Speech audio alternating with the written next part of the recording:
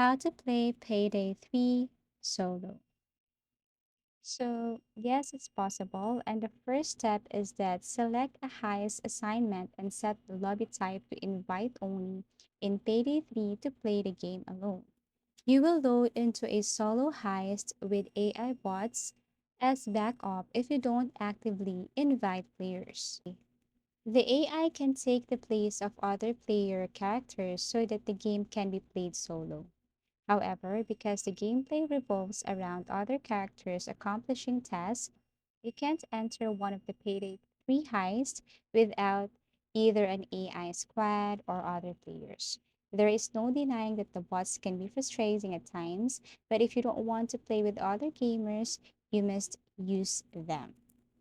You may also enter a friends only lobby and play alone, but you might see one of your friends join and sabotage your time alone. That is why it's highly recommended to use the invite only setting instead.